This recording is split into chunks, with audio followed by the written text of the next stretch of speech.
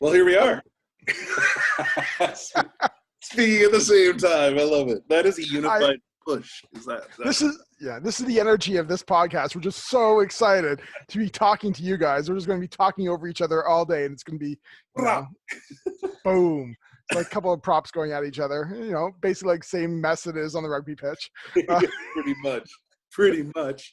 Awesome. Well, my name is Caleb. And I'm Dan. Yes, we got it.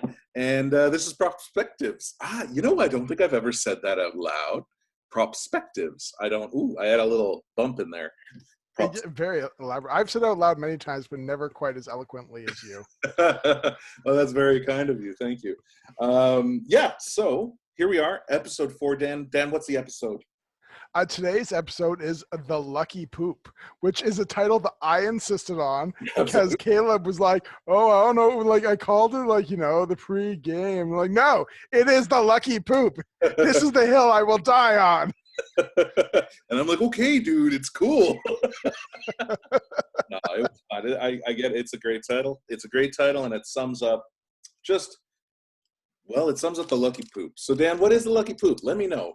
Okay. So as a prop, we eat a lot of food. And, when you've got 10 pounds of breakfast in your belly, that's 10 extra pounds you have to be running through the field with, and it slows you down. So the pregame poop, which is the Lucky Poop, just gets it all out of your system. You're light, you're ready to go, and you're just, able to run and smash into them. That's... And let's not forget, that is the Lucky Poop. If you do not take the Lucky Poop, as a prop, you just you don't want the locks coming in on your ass being like, oh dear. Because when you're in a scrub, all your muscles you tense your entire body, your entire core, your entire ass, and you do not want some loaded, thing that's fermenting in your intestines right into your lock's face. Oh my God. No, it's true. I feel bad enough when I fart if I'm pushing hard in a scrum. I'm just like, I'm so sorry, boys. But no, it's true. And let's not forget, too, we likely will have carbo loaded the night before in this. I was mistaken. I thought it meant, it would be good for something, but apparently not.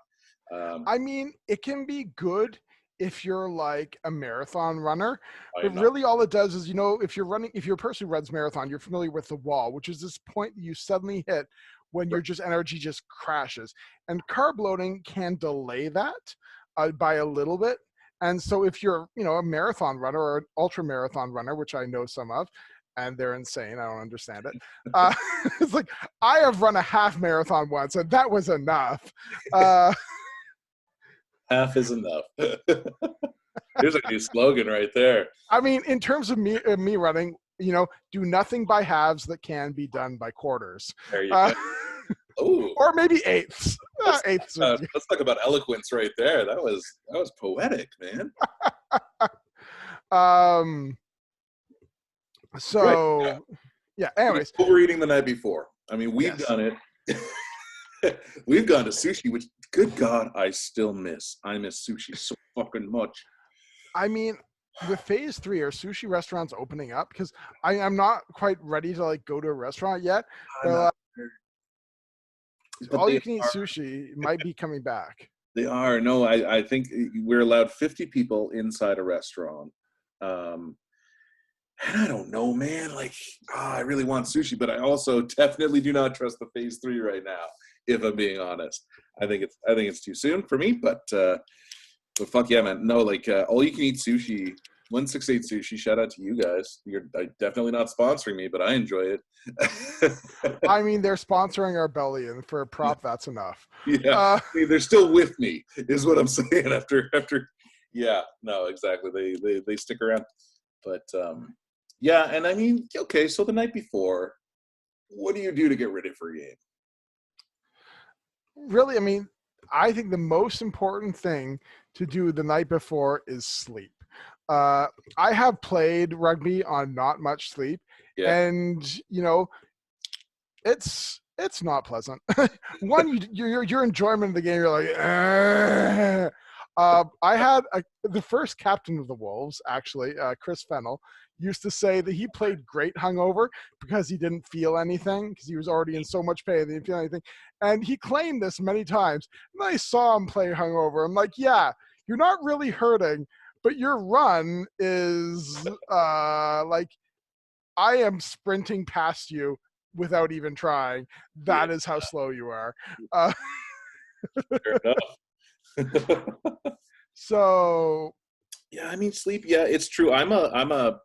And it was always tough for me because Saturday is rugby day, and I am by nature a night owl, and so getting my ass to sleep before, I mean, even 11 o'clock at night is difficult, and I'll toss and turn or whatever, or nerves. So yeah, getting sleep. You're 100% right, but also extraordinarily difficult for me. I mean, extraordinarily difficult for a lot of people. I actually, my very first Bingham in Minneapolis in 2010, I was, a really nerdy and socially awkward person, and so they had like this party for like after the like was it the second day of Bingham, I think. It was after like the second day of games, and I went there like at the starting time because like, well, the party's starting at 7 o'clock. I want to be in bed by 10, so clearly everyone's going to be there like at 7 o'clock. I get there at 7. I'm the first person there. I'm like, okay, well, you know what? This is normal. First person there. Like 8 o'clock rolls around. I'm like, I am like still like of the second people there. I am leaving now because I'm gonna like go do my own thing, get ready for bed. Because like if this place gets hopping around like 9 o'clock, like I have to be up at 6 a.m. for the game tomorrow. I am not partying, and a lot of people did, and a lot of people went out there just like, yeah, it's their time to party. Apparently, like everyone showed up around 9 o'clock, and like it went very late. And then I was playing against them tomorrow, like, or the next day, and a lot of people were like, "Oh, I'm so tired." Me, the big fat prop, was just sprinting by them. Why? Because they partied. It's like I have my whole life to party. This is a rugby tournament. I'm here to play rugby. If you want to party, like take a week off after, drink all you want, party, be up all night. When there's a rugby game the next day, you go to sleep. And that is my motto. But You know, it's funny too because while I have just said that I am a night owl, on tournaments I am like the opposite. I want to turn in, like, I don't know if it's just because I'm traveling and I'm a little exhausted or there's just a lot of input or whatever, but I could not be bothered after I eat dinner to fucking do anything. I'm just like, no, I'm going back. You guys can go get shit faced. Now, I have definitely partied and it is unpleasant, but yeah, like it's weird. It's like a switch that goes where I'm like, no, no, no. I'd really rather just go to bed. Why? Why can't I just do that normally? I have to travel to another city. travel to another city and then play like 3 rugby games in a day. Yeah. That also helps. That also helps, yeah, doesn't it? But yeah, even the night before though, like it's I don't know, it's weird. But you're absolutely right. Like tournament play, for sure. We get a little faster because everyone else is slowed down. And I do kind of love that. I do love that. But just on your basic Saturday days, yeah, sleep is super critical. I actually don't weirdly eat breakfast in the morning. I guess I got enough, I got enough fuel floating around, or I don't move enough to really burn anything. But I don't. I'm not a big breakfast eater.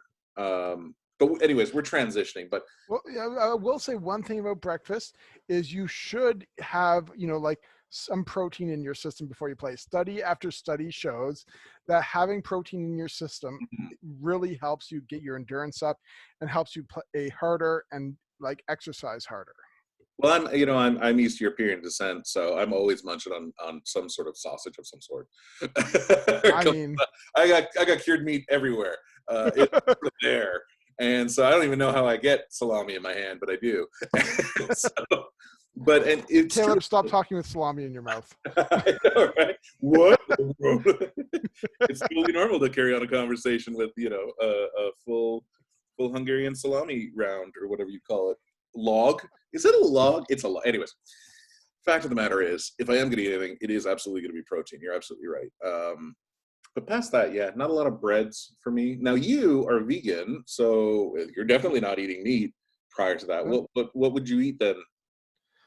I mean, for me, breakfast is not so much of a meal.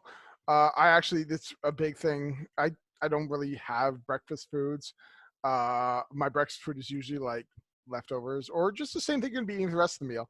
So I don't really have a set like here's my breakfast Right. before a game, but I always make sure that whatever I'm eating, it's has a lot of protein. Or if it doesn't, I make sure I check a protein shake because sometimes I'm like, cooking vegan protein is work. I'm just gonna have a protein shake, which is I know not healthy because protein shakes are very good at supplementing protein. They're not an actual like replacement for Right. eating a meal. But sometimes I'm lazy and I'm just like, whatever, protein shake.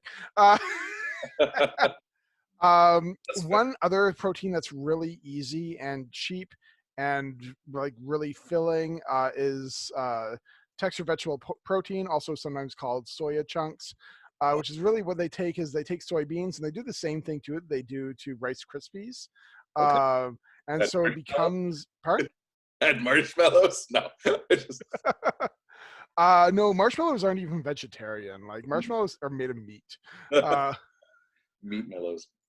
Sorry. This protein, does it look like hamburger? I think I've had this before. Like I've substituted.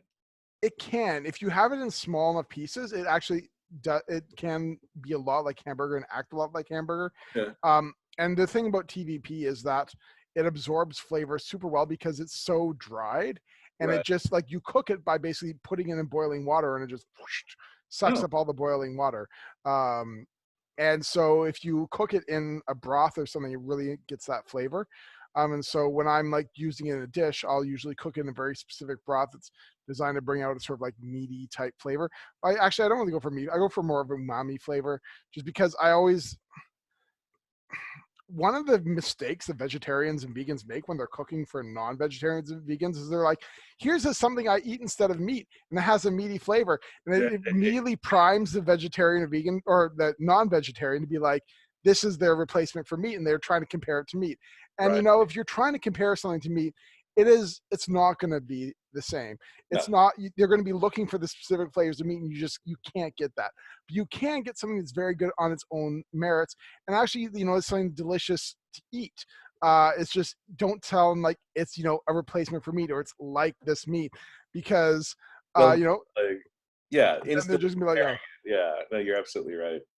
And so like I make really good Satan sausages, which for me, like I put them in hot dog buns and everyone's like, yeah, hot dogs, and I'm like, these are delicious. I love them. If I'm making them for a non-vegetarian, I do not call them sausages, and I do not put them in sausage shape because I don't want them to be thinking, oh, this is sausage. It's going to have the same flavor profile as sausage, um, and it's going to have fill the same need. Instead, I call them other things. I will often call them like I sometimes just like call them patties and like cut them Right. into like little patties things, fry them up and be like, yeah. And then I've had people who are like, oh my god, these are great. I'm gonna start eating these all the time because they're delicious. And then if I do the same thing, I call it sausage. They're like, oh no, this is weird, because they're expecting that's like, you know, they're comparing it to literally to a sausage, and they might actually still really enjoy it. They're just looking for that wrong thing. And I'm sorry, this is a propcast. I'm turning this now into like a how to cook for non-vegetarians No, podcast. but also one, it's a propcast, so naturally we're gonna default to that. And I'm pretty sure I asked you anyways. Like I usually bring up food anyways. So, but if I could bring it back to the night before, it just occurred to me, like I have a bad habit of absolutely not checking my gear the night before. How are you with checking gear the night? Do you pack it? Do you pre-pack? I mean, I just sort of get up and I'm like, where's my mouth guard? Usually throughout the entire summer, my gear stays in my bag, and I don't check my bag because it is always It's packed. there, right? You know Yeah. where it is. However, last Beaver Bowl, so I had actually gone out of town the week before, and I decided to use my rugby bag as a Oh, carry-on bag because it was a perfect carry-on bag size. And you know, they charge ridiculous prices for like check bags, and I'm not gonna do that. yeah. I am one of those guys who's just like, whatever, just throw it in. I travel light because I don't really care. Whereas the person I was traveling with is one of those like very uh, like, okay, well, I need this and this and this and this and this and this and this. So I have like one like full suitcase filled with like makeup. I'm just, hey, so I gave him my actual like normal luggage for him to check. So I'm like, whatever, I'll just use my rugby bag. I took all my rugby stuff out, and then I went to Beaver Bowl. And in my head, I didn't bother checking because I'm like, my stuff never leaves my bag. Right. And so why would it leave my bag? And so I got to Toronto, go to the pitch for the first game, and I'm like, I don't have my rugby boots. Oh no! And you got huge feet. For the record, I've got Matt has huge feet. Huge things. They're what, 14 like quadruple E, right? 1440, which is double wide. Oh my god! I got it. You got it. You got it. Like that's impressive. Here's why: I had to shoot the boot out of that boot. That is so much beer that tasted like a lake. Oh boy, that was a lot of beer. That was a long time. I was doing that for like a while. I mean, I have sometimes thought and had actually other people say my rugby team should like subsidize my boot buying because most of my boots have been destroyed by beer. Because everyone's like, let's shoot the boat. Daniel, grab your boots. And I'm like, okay. And I'm like, then I have to be like very carefully like, oh, actually there was like a couple years, like 2018, 2019, I was like getting closer and closer to bankruptcy. And so like, I was like, if when people were shooting my boot, I'm like, okay, now like shoot the boot. Now I'm going to be very quickly, like clean this out, dry it. And so that cause I can't afford new boots. Well, yeah, right. You got to order them too, man. Like it's hard to find wide rugby boots, I've found. Canterbury actually has good rugby boots that fit me. I've tried other brands that had wide boots and they just did not work for me. Gilbert like tore my feet up so badly, and they had like these like here these wide prop boots. I'm like, great, and it's like no, they did not work for me. Which I mean, I know other people who like Canterbury whip their feet up, and Gilbert works for them, and so I don't understand why like different boots work for different people quite so much. You should, I don't know, ask like shoe expert or an orthodontist. No, orthodontist is what orthopedist. You could ask them, but I mean, while you're getting a mouth guard, maybe. But you know what? I've had bad luck with Gilbert as well. They fell apart 3 games into my first season. Like it was, it was crazy. And then I moved to Canterbury boots, and they've been good to me. They've been really good to me. Like they've lasted quite a while. This episode brought to you by Canterbury and 168 Sushi. Right. Oh, you go for a boot full of sushi right now. But I would eat a boot full of sushi. Boot full of sushi sounds amazing. That is the name of my new album. Boot full of sushi. But yeah, so anyway, what did you do? You just like, how did you find boots? Did you it was miserable. I like called every single place as they opened. Like I'm like, I'll take soccer cleats at this point. Like I don't care. Right. I just need to be on the pitch. Eventually I found this one place in Toronto that had boots in my size and actually like had a selection. I'm like, what is this? Like I've called every single place in Toronto. No one had anything. You're like, oh yeah, we got lots of boots in your size. Come on down. We got 40 different pairs to choose from. Apparently, like it's because there was like a couple people who like went to this place because they couldn't find boots anywhere else, and they special ordered a whole bunch of them. So like obviously this is our market, people who have weird foot sizes, so we're just always going to have them in stock. I'm like, this is amazing. I wish I remembered like the name of the company. I was about to say, can we also sponsor the thing? Because we might as well get the sushi and the boots coming in here. I'm sure I could find it out, but it would take me at least 5 minutes of Googling to remember exactly what the place is. And that would be very boring. It's like, all right, just listen to Caleb talk for 5 minutes. Oh, wait, actually, that wouldn't be boring. That would be very entertaining if Caleb talked on his own for 5 minutes. What are you saying? Look at this. Look at this guy already just chirping me. I'm trying hard to be witty and banterful, Dan. I feel like I'm doing an okay job. But anyways, You're doing a great job, Caleb. I could listen to your voice all day. Oh, well, yeah, but you're biased. It's fine. No, I could listen to you two all day, Dan. I mean, I made a podcast so that I could listen to you talk. So, this is the entire point of the podcast. It's like, I know how I can get Dan to talk to me. There you go. There you go. And I can just listen to myself because I also love the sound of my voice. Um, I don't know. What the fuck are we talking about, man? We're talking about the night before. So Night before gear. and packing your gear. And so, Right. don't be like me. Check your gear. Even if you always have the things in your rugby bag and they never leave, it takes 5 minutes to check the day before. Not even if it's all there, you'd be like, check, check, check, check, done. And especially if you're going to a tournament in another city, check your bag. Oh my god. I have definitely. So pro tip: if you go and you just suddenly don't have a mouth guard, because I fucking lose those things all the time. Say you didn't do what don't does, and and you didn't check your stuff, or you thought you did, and suddenly it's game day. I've gone many times to Sport Check, gotten like the $2.99 mouth guards, and Starbucks. This is brought to you by Starbucks. Now, Starbucks can give you hot water that they use for their tea, and like that shit is like the surface of the sun, right? It's so hot. So you just drop your mouth guard in there for about 1.5 to 2 minutes, and then you can take it out. It's actually soft enough to mold. It's essentially almost boiling water. And voila, you've got yourself a mouth guard, and no lessons learned other than how to adapt to poor habits of not checking your bag before. But it totally fucking works every time. Just saying. I mean, it does. Mouth guards are cheap. I usually have like 10 of them at the start of every season, just because they're like, oh, where did the mouth guard go? Oh, well, I've got more in my bag.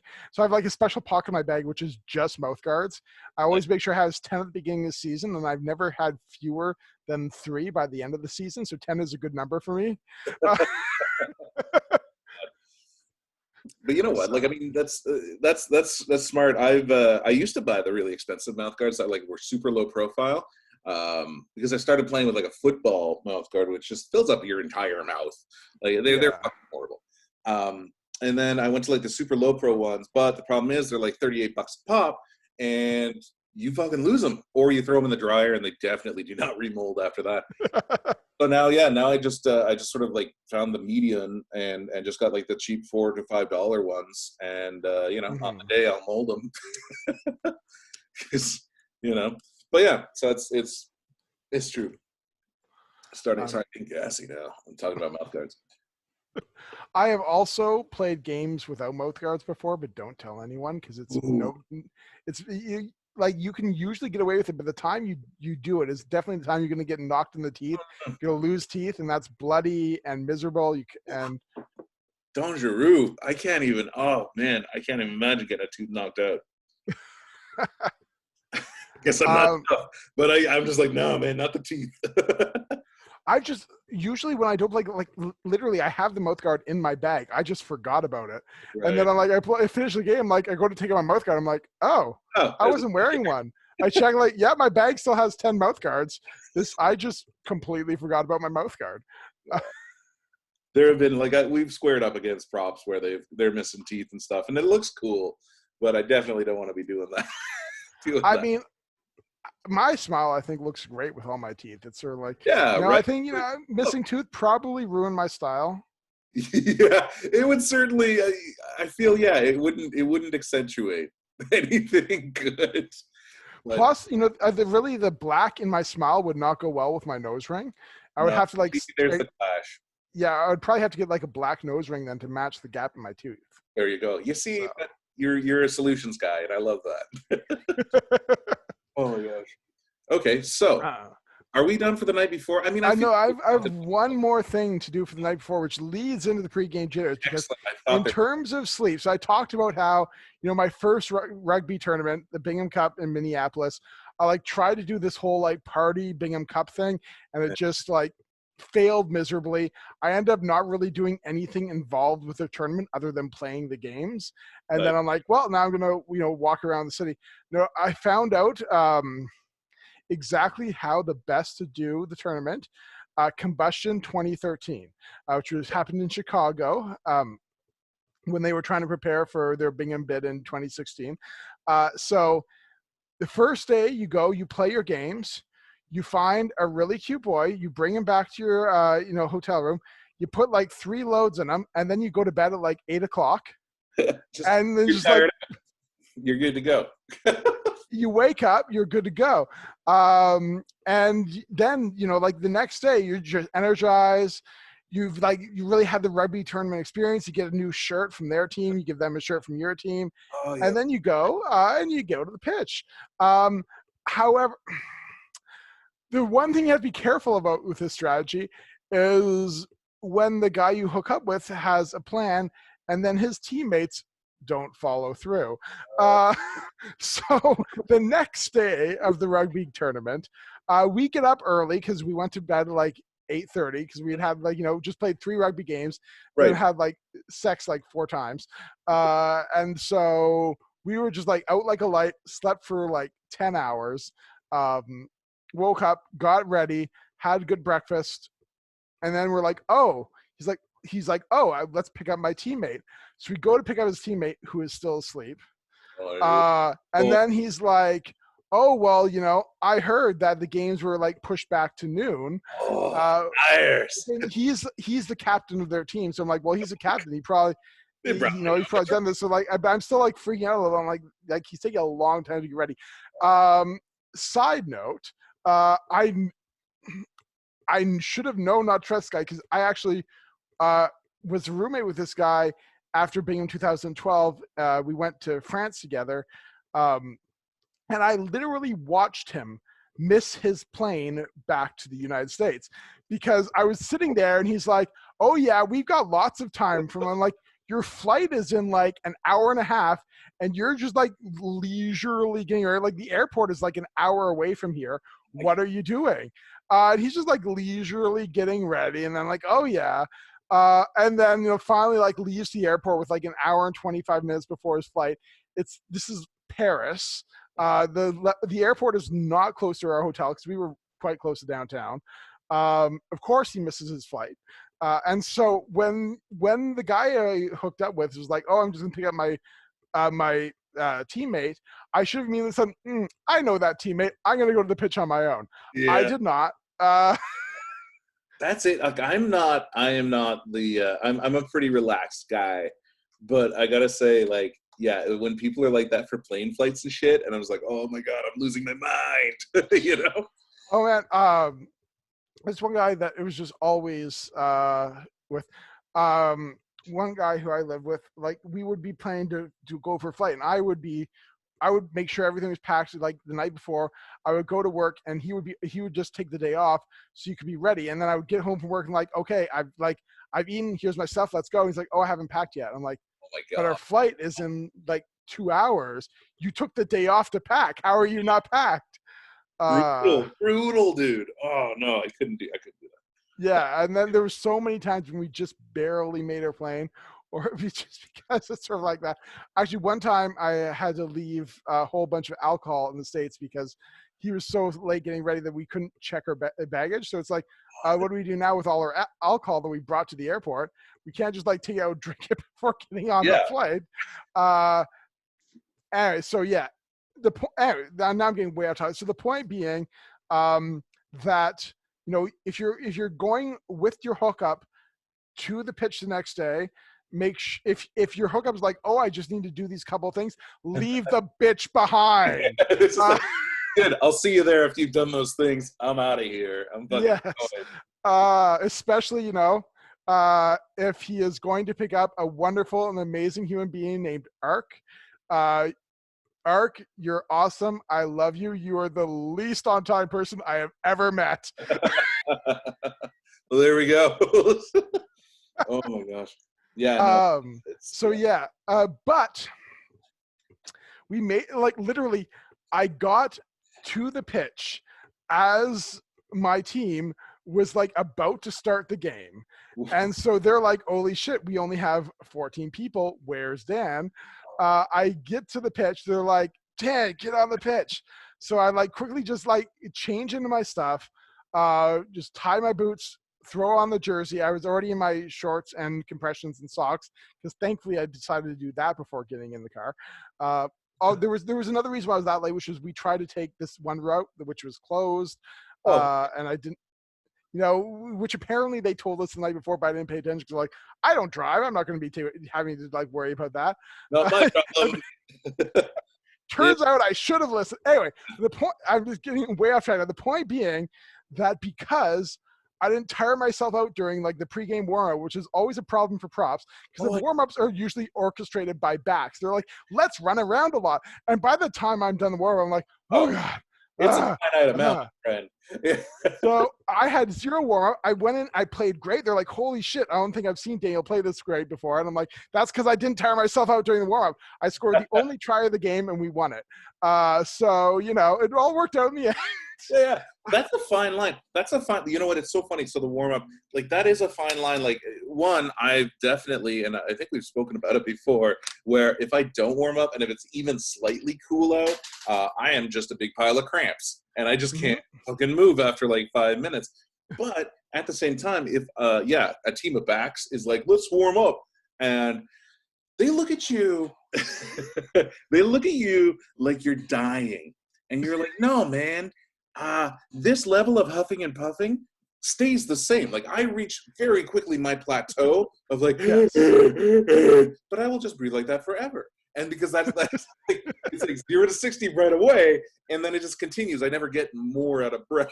I mean, the thing about being a prop is you quickly learn how to, like that you're running is not aerobic exercise, it's anaerobic exercise. You're out of Yeah, breath, you still push. Why? Because it's just all the strength training that you do. it's so true. It's not, yeah, like it's so true. You're just like, you're digging deep, and you're like, this is suffering, and this is my existence. And you know what's funny? And I've always found like when I get to a scrum, like I am dying, right? And I'm going across the field because inevitably there's a knock on across the field once the ball travels all the way across the pitch.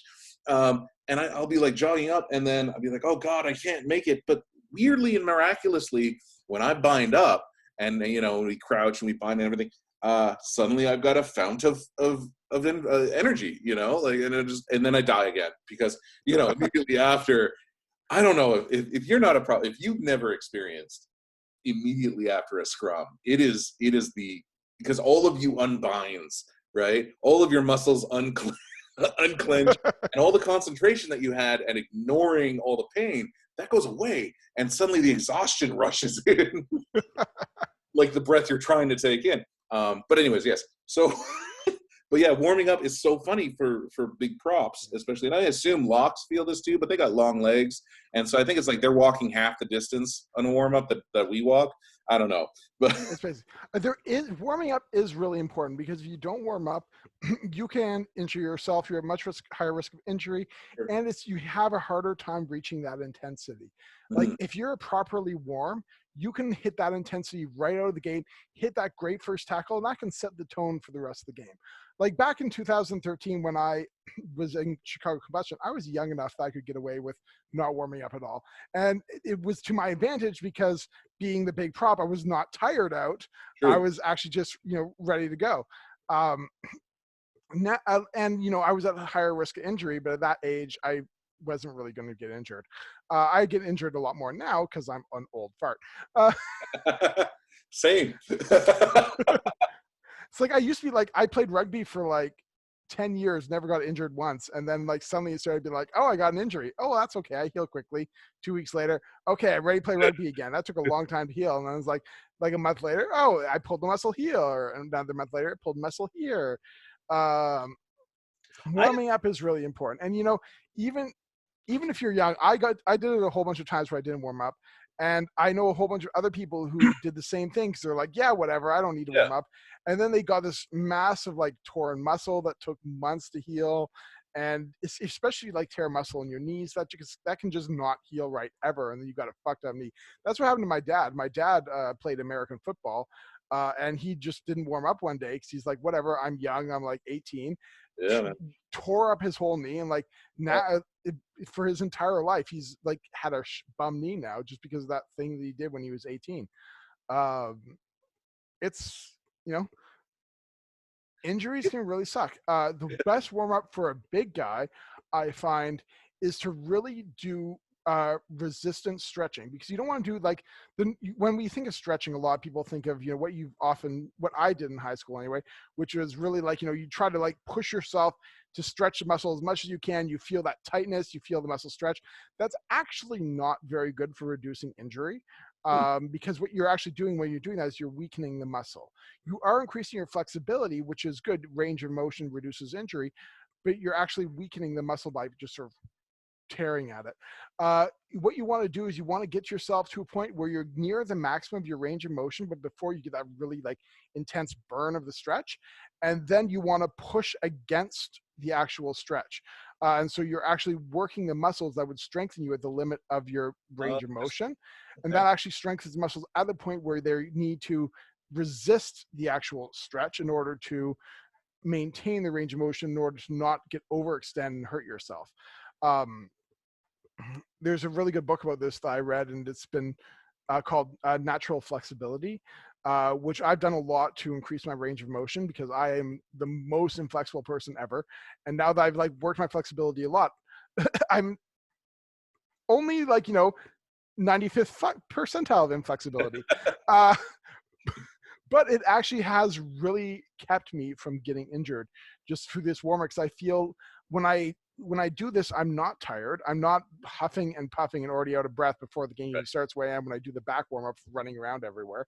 Uh, but I am also like, I have the intensity. My muscles work really well. I feel really strong, and I have like a great range of motion without any weakness in it. And so I am huge proponent of it. It has really made warming up make sense to me and really work for me. Um, for those of you with a more um, traditional medical background, it's PNRs without the relaxation, because PNRs are actually the best way to maximize flexibility. And the relaxation phase is actually very important for increasing that flexibility. But right before a game, your goal isn't, I want to maximize my flexibility long term. It's, I want the muscles to have their maximum range of motion I'm going to get for today, and be strong at the maximum of the range of motion. So I'm a huge proponent of it. And that has been the best warm up for me. And when I do that, like, my joints feel limber, even though I'm old. Uh, and I just really get that intensity out of the game, because right out of the gate, because that's one of the big things I find about playing rugby, is getting that intensity in the first couple of seconds, making that first hit good and hard, because there's really a psychological effect to starting the game strong. If you Yeah. start the game weak, and you can slowly work your way up into, getting really intense, getting into the zone. But for a lot of the times, for me anyway, when I started playing rugby, the first couple of minutes every game was always like still working myself up to it. And a part of this was just, once again, the traditional warm-up does not suit me well. The traditional warm-up is like, let's get into the mindset of playing. We're going to run around a lot, and now we're going to pass the ball around, and let's do some like very like low contact, like scrumming without actually pushing. Oh, And then oh, it's just, it never got me in the actual mindset of playing the game. right. Um, and which was very frustrating for me. And I actually had to learn on my own how to do it, and how to get myself in the game and get myself ready for it psychologically. And there's a whole bunch of stuff that I do now. One of the big things that I actually start doing the night before is really visualizing a lot of the key elements that I think technique is so important for. So really getting in low and going through ruck. A lot of the modern research coming out shows that visualization actually activates the action centers of the brain. So you're actually priming the muscles to do it, and really helping coordinate your own muscles in order to be able to do it when you actually physically do it for real. Uh, Visualization is incredibly important to make sure you're getting that technique to really envisage, that flat back, getting as low as possible, and what position you want to be in. And then, visualizing before the game, really doing it. I like sometimes I mentioned this, I think, before, in terms of getting myself psychologically ready for contact, for aggression. It's just like looking at the other team and thinking murder. Uh, I've because I, witnessed this actually, and I'm kind of like, oh, is he daydreaming? but angrily. And no, you actually look at the line of vision from where you're looking at, and you're just standing there, and it's just like this aura of intensity directed at some poor guy across the pitch. Usually I look at each one and be like, this is how I would take him down. And I really envisage it. And I imagine basically like taking them down so hard they're like, needing to catch their breath. They're just like out of breath. Sometimes I will just like really like just go all out. Imagine like tackling them and then like, an ambulance being called, which I've never actually injured someone so badly that they needed an ambulance. I would never want to actually do that. But just really getting myself into the mindset like I am going to be tough. I am going to hit them as hard as I can. And, this is the name of the game, because I have such a hard time tapping into the aggression. Both Kayla and I talked about this before. We're big guys. We've been taught our whole lives to be delicate with other people because you accidentally break other people and then you feel really bad. It's true. And you know what you're saying resonates quite a bit with me too, because I also have trouble tapping into that aggression because I've got that switch constantly hardwired in. And the times that I have visualized, it's very much helped in the game. You're absolutely right. I should do it more, to be honest, because I am, I'm really not aggressive when I play rugby. I just have fun, but I feel like I'd be a better player if I were aggressive. But I also definitely don't want to hurt people. I mean, I've never actually hurt people. I feel that when most injuries that happen in rugby have not happened through clean, aggressive technique.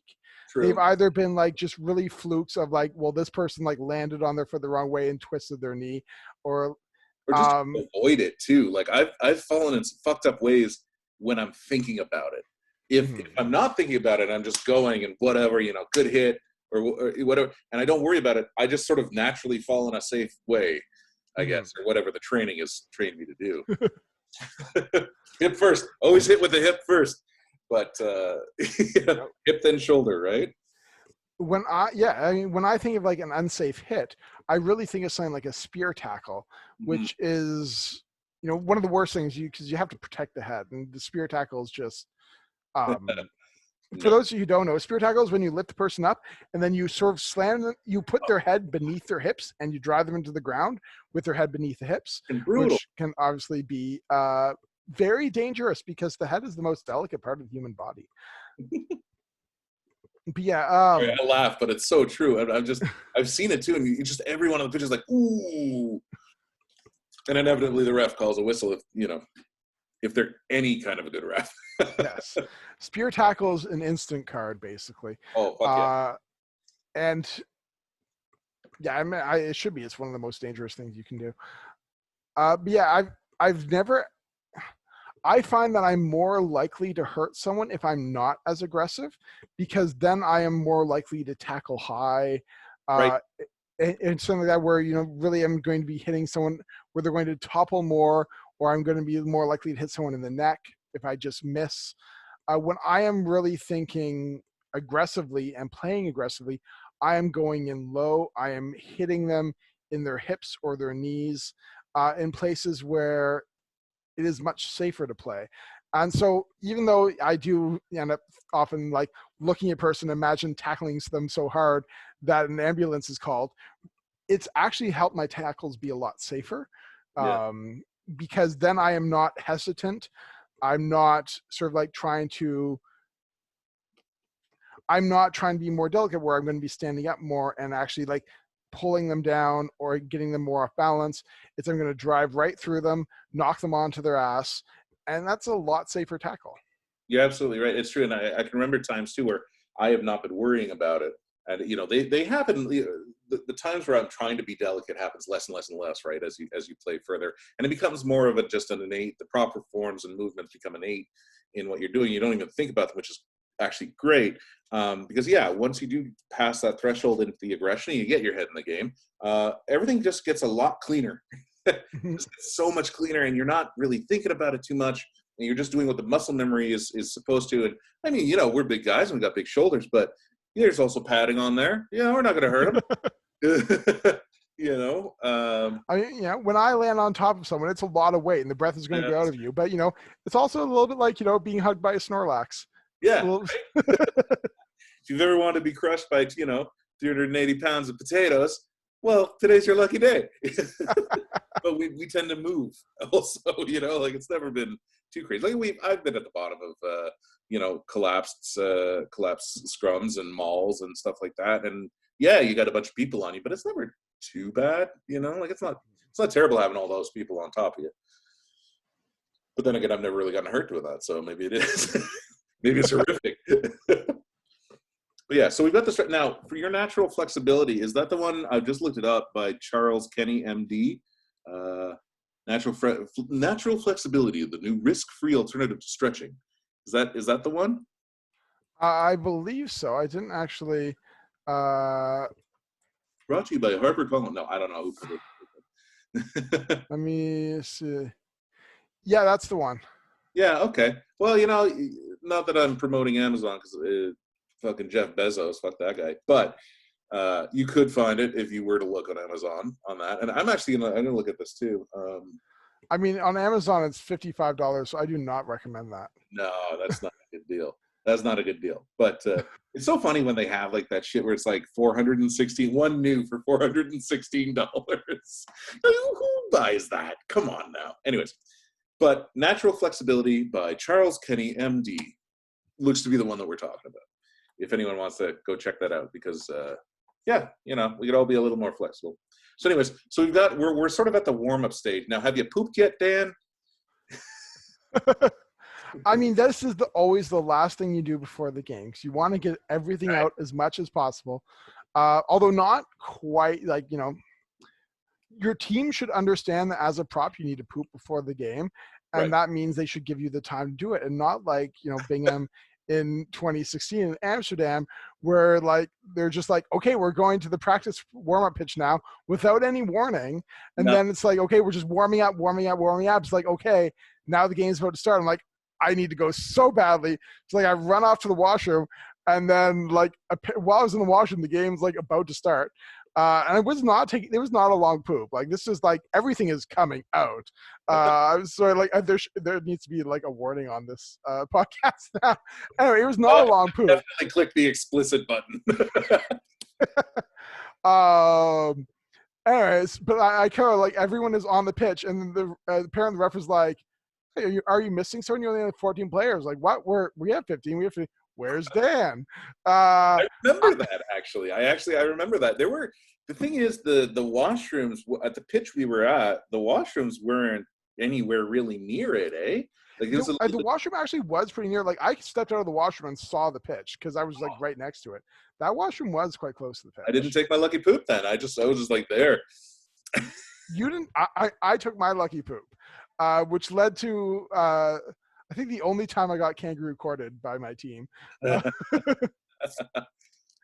which I spoke out in my own defense for, because the lucky poop is a necessary part of being a prop, and my team did not give me warning. Like, hey, like we're gaming, like, okay, so like, we're going to be going over to a practice pitch to warm up right before our game. So like, here's your warning. They're just like, go now. And then no, like, it's like no breaks to be like, here's the time, 5 minutes before the game starts, take your poop. No, they gave me nothing. So, and I played, my job in that game was to take out the biggest guy on their team, which a whole bunch of people were like, oh, I think he's bigger than you, Dan. So, watch out. I took him out of the fucking game. So my lucky poop gave me the speed and the power to smash through and take him out of the game. I remember that. I also remember getting lifted by a bunch of the Swansea guys. But also, okay, but with regards to the speed from from practice pitch to game pitch, our coach at the time, he was what, a 10 usually or something? He was like a back. Like, he was just like, all right, mate, let's go. Good guy, and terrible accent impersonation on my part. But yeah, he was just like we'll go, it's fine, it'll be okay, whatever. No time. Oops, no time for the poops.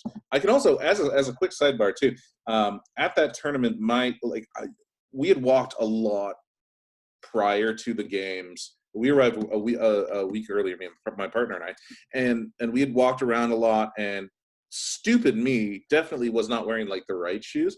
So I got these blisters right in front of my toes, like on the underside of my foot. and this has a point. Anyways, so I get these blisters and everything, and like they're fucking killing me. And I play a few games, and it sucks.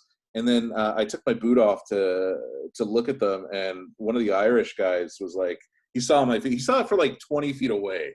He saw like this fucking bliss. He's like, here, we'll slice you open and we'll stitch it up. We got a guy in our tent. We'll do it. And he did it in like this lovely Irish accent, but I can't do that whole thing. Anyways, my biggest regret of that tournament was not taking him up on that offer to just slice the shit out of my foot and sew it back up, because it was terrible.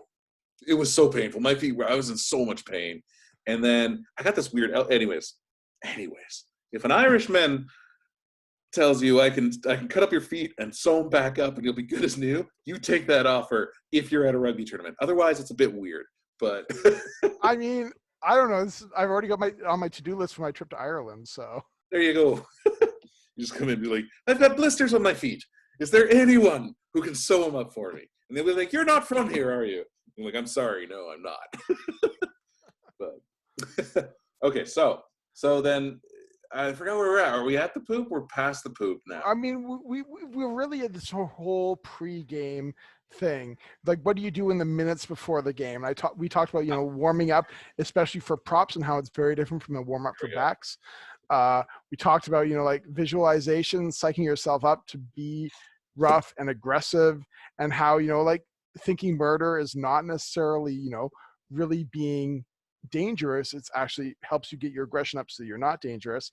Right. Really, the one thing that I also do before a game usually is I usually hit the ground, because I often find that there's a little bit of leeriness like right before a game to be like, oh, I'm going to hit the ground, and it seems a little scary. So I just jump up in the air and land on the ground and be like, oh yeah, that's fine.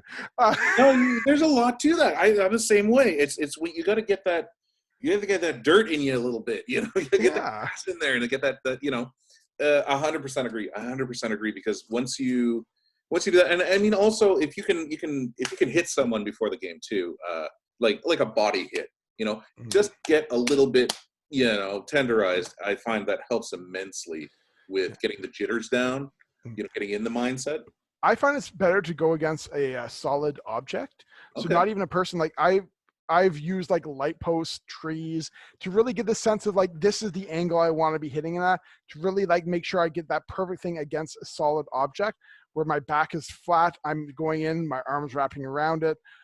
I found that works really well, even better than hitting a person, because I don't want to be like hitting a teammate full tilt. I don't mean full tilt, but I mean just like I know. But even like even some staying against, if you're like have yourself wrapped around their legs, I'm 380 pounds. There's no one on my team who will be able to not fall over if I'm actually putting any weight on them as my arms are wrapped around their knees at 380 pounds. They will just all fall over. True, it's true. But also to your point about the lampposts, I have used. I don't use trees to set up like for a scrum positioning, like a flat back, to get myself in that sort of position. I have used. I have used lampposts. Trees, the bark, the unevenness of the bark is kind of fucked up. I don't like how that feels on the shoulders. But I have used like smooth concrete's nice. So yeah, like any kind of a big. What do they call a bollard? Those things so cars don't drive through paths. I've used those before, and they're not going to fall over. But yeah, to get that triangulation, which is not really, I guess triangulation, but to get your back flat and to get that 120 degrees on your legs, just to get in that physical feeling. It's super helpful to do all that prior to. More so, I found than when they like get the pack loosely together and do like a half sort of a scrum, but there's no one to like resist against. If we had enough players that actually get 2 full scrums and actually got to resist, that'd be one thing. But the whole scrum coming together is very important, so you know how to bind with each other, so you're coming in solidly. But it does not help you really be strong in the scrum itself, because you need resistance, you need to be pushing and know how you hold it. So like I think it's important that the scrum comes together and binds to really make sure everyone is comfortable with the bind, because that's so important. You lose the bind in the scrum, and it's dangerous. It's not effective. It's just really bad. There's no The power. most important thing as a prop is holding on. um, It's true. Get that hip connection with the hooker. Keep it tight, man. You gotta really a lot of focus I've found because I would sometimes drift and angle in a bit, mhm. especially if I'm playing tight head, because I sort of started at Lucy where you kind of angle a bit and put some head pressure on the sternum there. It's called boring into the scrum, and it's illegal. But most refs are not props, and so they have no idea what the front row should look like. It's true, and so you definitely get away with it more on that side. However, when I did start to play when I played tight head, I would not bind quite as tightly, and one, yeah, you lose a lot of power. It becomes super destabilized. And also, yeah, you start to bore and you don't really know that you're doing it, and that's not good. That's not good as a tight head. You need to be like square and push, because you're the most important player of the team, the tight head.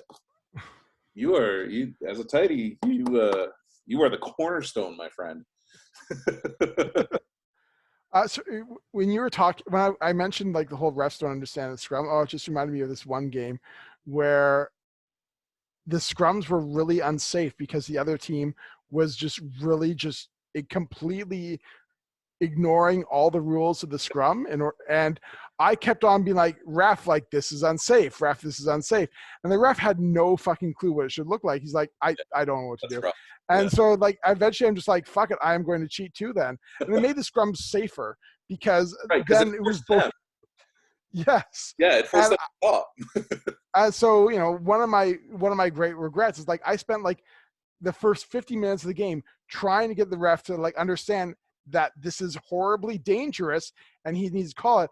And it actually took the other team calling me a wuss for trying to make a safe scrum for me like, fuck it, I'm going to cheat too, which made the scrum safer. And then we started destroying them. So really they shouldn't have called me out for trying to make a scrum safe, because then when I cheat and you will be destroyed. Oh my God. So one thing I should say, just with that, is that if someone on the other scrum is cheating, on the opposing team is cheating in the scrums, that's really dangerous and you should call it out. But if the ref does nothing, that's your time to cheat back, because if you do not, it actually makes the scrum unsafe for your team. It's true. And it will force them to the other side.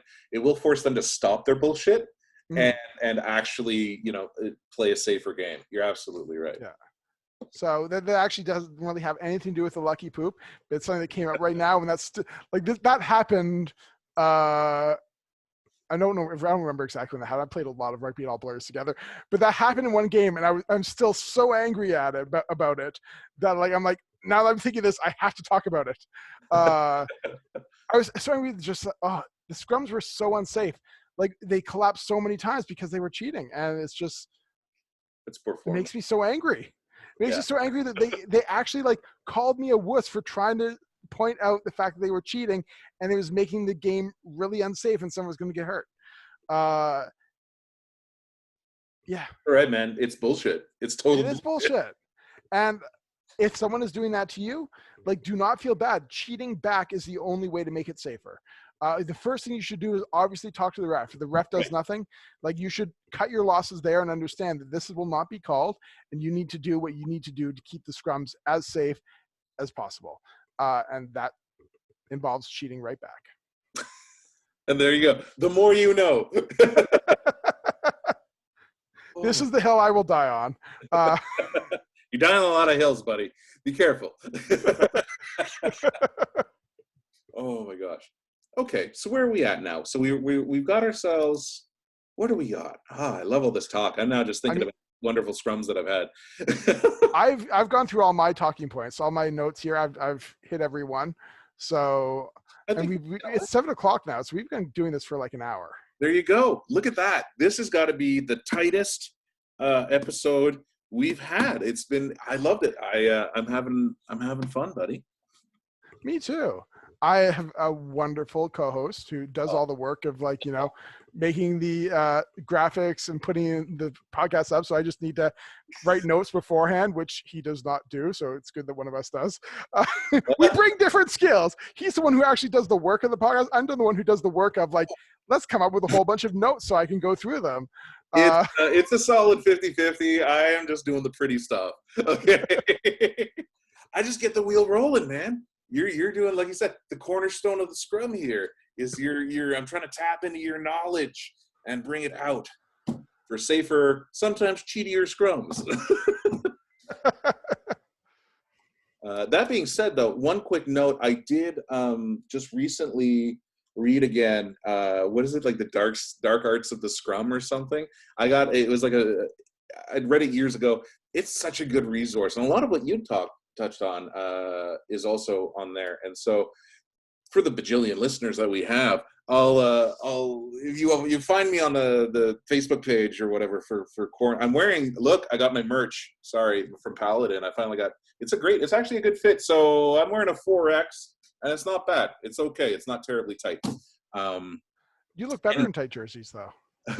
Every jersey's a tight jersey, so thank you. But but anyways, if you do, it's the dark arts of the scrum, and I know one fella was wondering about, he was going into a prop position, and then someone else had recommended this article, and I clicked the link, and anyways, it's a great article. It's the dark arts, or I wish I could fucking remember it. Hold on, what's the name of it? This is where it evolves. Secrets of the Front Row. There we go. It's like 66 pages or something, 62 pages. And it's a great primer. It's a little review. It's something to drink with a glass of wine, or like 14 beers or something. But anyways, it's maybe I'll post I'll see if I can't post the link or something. Anyways, Dan, it's been great, buddy. I think we'll call it. That's the whistle. All right. We need a whistle. Oh, we need like a whistle. They like beep, or whatever the ref does. Oh my gosh. All righty. Well, we'll see you Monday, man. I'll see you next Monday. I'll see you guys next Monday. It's a pleasure chatting with you all. I hope you found this as educational as you did entertaining. Oh, that's awesome. Actually, sorry, one more thing. Our next episode is, Sir, how much time is left? So the first half, scrums and lineouts, so much shuffling, and on the try line, if you do get there. So it's going to be a great episode. These are all great episodes. I'm having a blast, Dan. So good night, everybody. I think when the one thing you problem with that episode is the way you said it. When you're asking Sir how much time is, it's sort of like, Sir. That's right. I need much time is left. 4 burpees and then say the episode. So, okay, I will try and remember that for the next time. Be horribly out of breath. Awesome. All right, everybody. See you later. Bye. Bye.